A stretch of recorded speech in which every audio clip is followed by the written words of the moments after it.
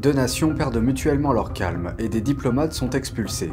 Ottawa accuse un diplomate chinois d'avoir pris pour cible un législateur canadien qui critique le bilan de la Chine en matière de droits de l'homme. Pékin a riposté en expulsant une diplomate canadienne. Les deux pays s'affrontent depuis la détention d'une cadre de Huawei, Meng Wanzhou, en 2018 et l'arrestation subséquente par Pékin de deux Canadiens accusés d'espionnage. Bienvenue dans Regard sur la Chine. La Chine et le Canada expulsent leurs diplomates respectifs de leurs frontières. Pékin a expulsé une diplomate canadienne à Shanghai mardi. Le Canada a demandé à un diplomate chinois basé à Toronto de quitter le pays. Son départ survient dans un contexte de craintes croissantes concernant l'influence chinoise au Canada et de détérioration des relations bilatérales. Voici un résumé de la situation. Mardi, le ministère chinois des Affaires étrangères a inscrit Jennifer Lin Lalonde du consulat canadien de Shanghai sur la liste des persona non grata et lui a demandé de quitter la Chine avant samedi. Le porte-parole du ministère des Affaires étrangères, Wang Wenbin, a déclaré lors d'une conférence de presse que la mesure était justifiée et nécessaire et constituait une contre-mesure aux actions déraisonnables du Canada. Cette décision fait suite à l'expulsion par le Canada lundi du diplomate chinois Zhao Wei. Le Canada a accusé Zhao, qui était basé à Toronto, d'ingérence étrangère. Il a été accusé d'avoir pris pour cible le député canadien Michael Chong, un législateur conservateur qui critique le traitement réservé par la Chine à la minorité musulmane ouïghour. Les agences d'espionnage canadiennes ont rédigé un rapport en 2021 mettant en garde contre les menaces potentielles pesant sur Chong et sa famille basée à Hong Kong. Chong a salué l'expulsion de Zhao lundi, mais a déclaré qu'elle intervenait tardivement. Il n'aurait pas dû falloir 2 ans au gouvernement pour prendre cette décision. Lorsqu'il a appris que des membres de la Chambre des communes et leurs familles étaient ciblés par la RPC et par des personnes au Canada, accréditées par le gouvernement du Canada en tant que diplomates au Canada. Le consulat général de Chine à Toronto a déclaré que le rapport sur Chong n'avait aucune base factuelle et était purement infondé. Ces dernières expulsions, qui arrivent en réponse aux actions précédentes, exacerbent des tensions diplomatiques déjà très vives. Le Canada et la Chine s'affrontent depuis la détention de la cadre de Huawei, Meng Wanzhou, en 2018 et l'arrestation subséquente par Pékin de deux Canadiens pour espionnage. Depuis lors, les médias canadiens, citant des sources de renseignements anonymes, ont fait état de stratagèmes présumés gérés par le gouvernement chinois pour s'ingérer dans les 2 dernières élections au Canada. Ce qui a incité le Premier ministre canadien Justin Trudeau à nommer un enquêteur spécial indépendant pour examiner ces allégations. D'après une analyse de The Epoch Times, le diplomate chinois Zhao Wei, basé à Toronto, a participé activement à des manifestations organisées par certaines organisations canadiennes.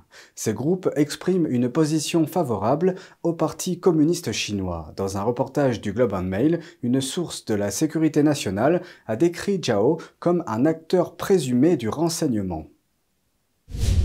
Pékin s'en prend aux sociétés de conseil étrangères. Les dernières décisions de la Chine ont jeté un froid dans les milieux d'affaires en Chine. Les autorités chinoises ont perquisitionné les bureaux d'une société de conseil américaine, Capvision, lundi. Elles ont inspecté les bureaux de la société à Shanghai, Pékin, Suzhou et Shenzhen. Elles ont interrogé les employés et pris des photos des serveurs et des disques durs de cette importante société internationale. Voici le contexte. Les médias d'État chinois affirment que cette campagne nationale vise à assainir le secteur du conseil en Chine.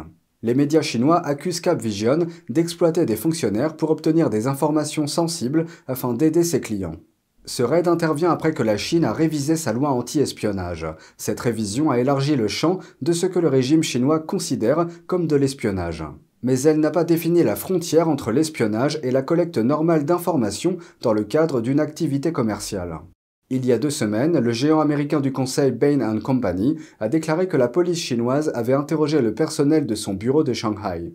Cela s'est passé 1 mois après qu'une autre société américaine, Mintz, a connu un incident similaire. Le bureau de Pékin de la société a fait l'objet d'une descente et a été fermé et 5 employés ont été arrêtés à ce moment-là. Tous sont des citoyens chinois.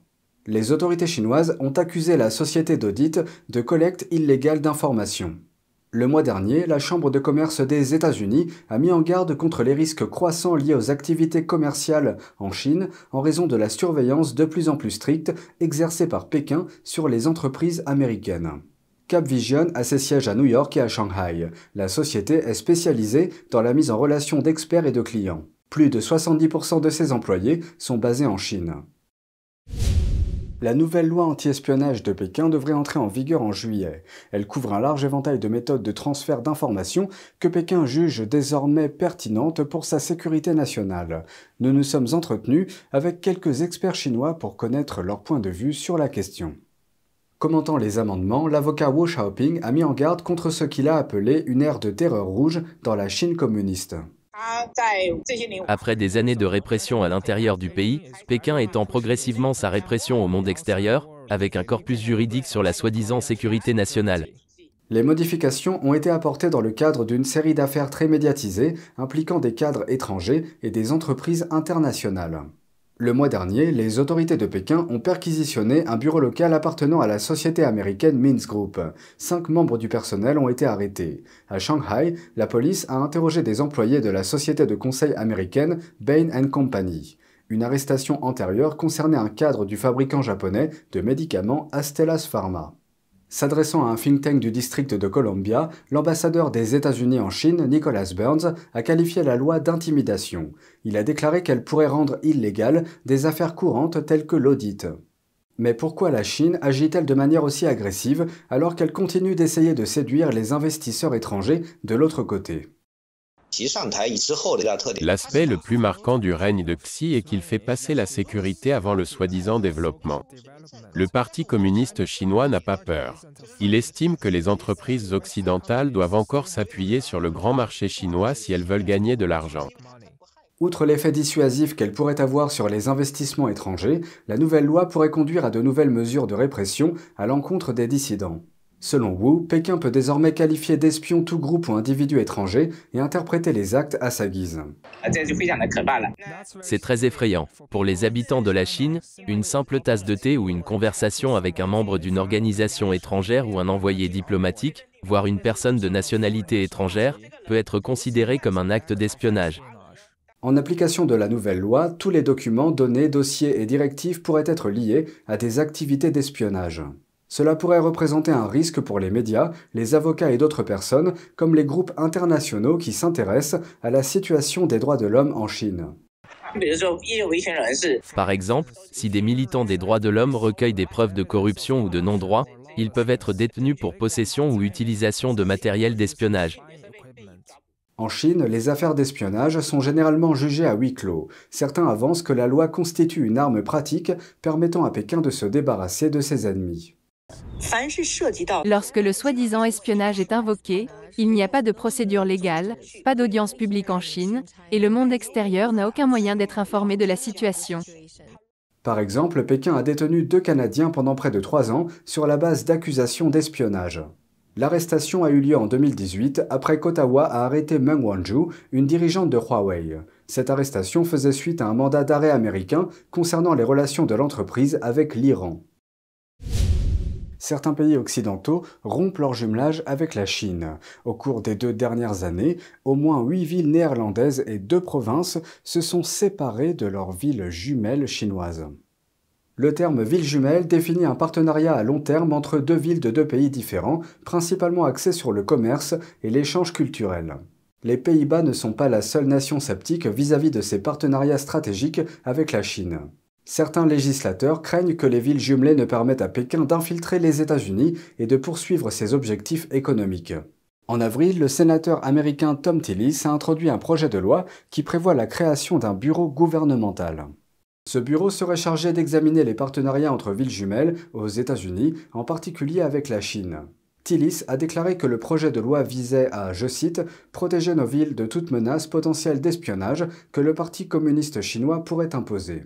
En 2019, les États-Unis comptaient 157 partenariats de jumelage avec la Chine. En voici quelques-uns: New York avec Fuzhou, Washington DC avec Pékin, Los Angeles avec Guangzhou, Chicago avec Shanghai et Boston avec Hangzhou. C'est tout pour aujourd'hui, merci d'avoir suivi Regard sur la Chine. On se retrouve demain pour une nouvelle émission, prenez soin de vous et à bientôt.